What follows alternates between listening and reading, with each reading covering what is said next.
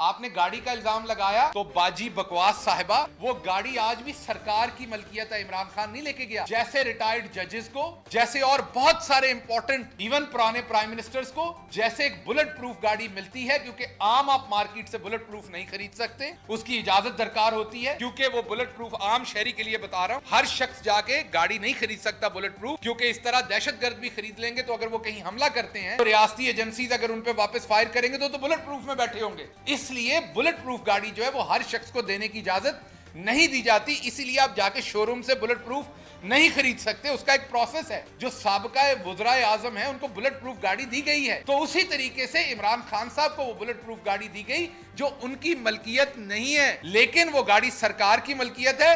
उसका तमाम जो पेट्रोल है, उसकी तमाम चीजें जो है इमरान खान साहब जेब से पूरी कर रहे हैं। हालांकि अभी हम उसे इस्तेमाल इतना नहीं कर रहे, आप लोगों की तरह नहीं है कि आप तो अपने बुजुर्गों देके हैं, वो भी सरकार के खर्चे के ऊपर देते हैं। तो बाजी बकवास साहबा, टर्टर करने से और बकवास करने से आपके गुनाह धुल नहीं जाने। मैं अपनी बाजी बकवास को ये कहता हूं कि आप अब वजीर इत्तलात हैं तो कम से कम अपने नीचे इदारे का एहतराम करें। खाद तो लोकली प्रोड्यूस नहीं होगी, जब आपने कारखाने बंद कर दिए, उनको गैस बंद कर दी। जब इंपोर्ट होगी तो दो काम होंगे। मैंने आपको बताया बाहर इसकी कीमत 8,000 रुपया बोरी है, तो इंपोर्ट उसी कीमत पे होनी है। महंगी इंपोर्ट की जाएगी, किसान को सब्सिडी पे दी जाएगी। किसान को एक तरफ रिलीफ देंगे, लेकिन दूसरी तरफ किसान इस मुल्क का शहरी भी है, वहां से डबो दिया जाएगा। तीसरी तरीका वारदात यह कि जो अब 8,000 वाली बोरी है, वो अब सलमान शहबाज साहब को इसका कॉन्ट्रैक्ट मिलेगा, खुद डायरेक्ट नहीं लेंगे, पार्टी आगे खड़ी करेंगे कोई, वो लेगा कॉन्ट्रैक्ट। बोरी आएगी 10,000 में, मिलेगी बाहर से 8,000 में, 2,000 अपनी जेब में। इस एक महीने में नेपरा ने 41 अरब रुपए की बिजली महंगी की है। 41 अरब रुपया आपसे अजाफी लिया जा रहा है बिजली महंगा करके। ये जो 41 अरब है ना,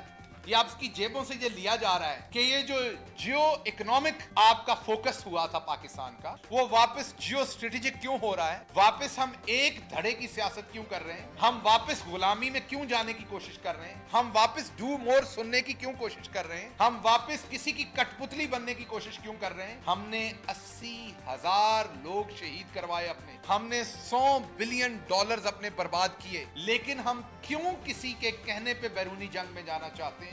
और जब आप ये काम नहीं कर सकेंगे, आप जियो स्ट्रेटेजिक पे जाएंगे, दोबारा किसी की गुलामी में जाएंगे, तो आपकी इकोनॉमी भी उनके हाथ में होगी। आप दूसरी जगहों से मिलने वाली सस्ती गैस, सस्ता तेल, अपने जो इंडिपेंडेंट रिलेशनशिप्स है उन्हें छोड़ेंगे, तो फिर आप परमानेंट गुलाम होंगे। तो क्या इसलिए इस इंपोर्टेड रजीम को लाया गया है? तो मैं आपको ये कहना चाहता हूं, पाकिस्तान इसको बर्दाश्त नहीं कर सकता। पाकिस्तान इस चीज को अगले 4 से 6 हफ्ते भी बर्दाश्त नहीं कर सकता।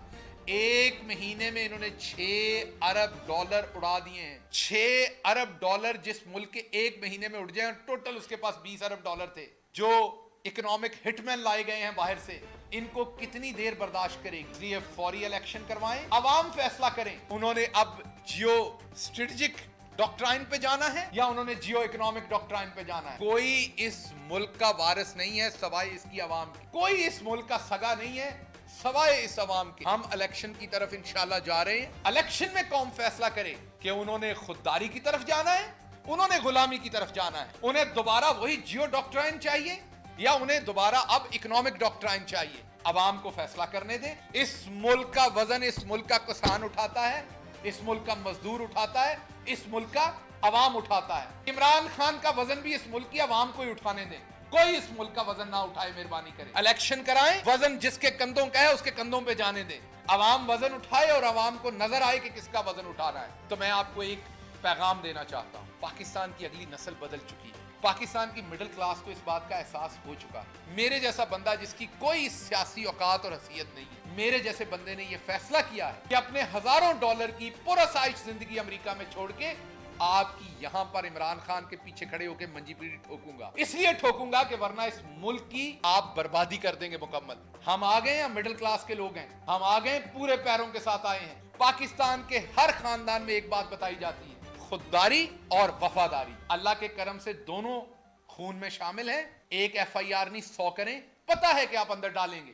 जब आप झूठी FIR पे आ गए तो एक पे जमानत लेंगे तो आप दूसरी करेंगे। बिल्कुल शौक से करें। हमें पता है ये गुमनाम लोग कहां से आते हैं, हमें पता है ये FIRs कहां से दर्ज होती है, हमें पता है ये डॉक्ट्राइन किसकी है, हमें पता है ये तरीका वारदात किसका है। लेकिन एक बात याद रखिएगा, हमारे घर वालों ने जो हमारी तरबियत की है उसमें ज़र्फ डाला हुआ है। हम नून लीग नहीं है। एक फैसला हो जाएगा तो अदालत को गाली, इन चोरों की अब शक्लें याद करें। कोई एक है जो जमानत के बाहर है? यह तजर्बेकार टीम। और वो जो नीचे तानसेन ले आए हैं पंजाब में, वो तानसेन खबरें लगवाता है, मैं सिग्नल के ऊपर रुक गया हूं। मैं अब मरियम औरंगजेब साहबा को ये बताने लगा हूं आखिरी दिन कि आपसे पूरे आने के लिए अगर मुझे सर्टिफिकेट लेना पड़ा किसी डॉक्टर से कि मैं औरत हूं, क्योंकि मर्द बन के तो आपको जवाब दिया नहीं जाता, हमारी सोसाइटी में है नहीं, तो मैंने सर्टिफिकेट ले लेना है कि मैं एक औरत हूं। लेकिन आपकी बकवास का मैंने अब जवाब देना है। जो आप बकेंगी टेलीविजन पे आके, मैं माजरत चाहता हूं दोबारा इन लफ्ज़, लेकिन आप बकवास करती हैं। और आज से मैं पीटीआई के लोगों को कहूंगा कि बाजी का नाम बाजी बकवास रखा जाए, इनको बाजी बकवास कह के कहा और पुकारा जाए, तो आप जो बकवास इमरान खान के बारे में करेंगी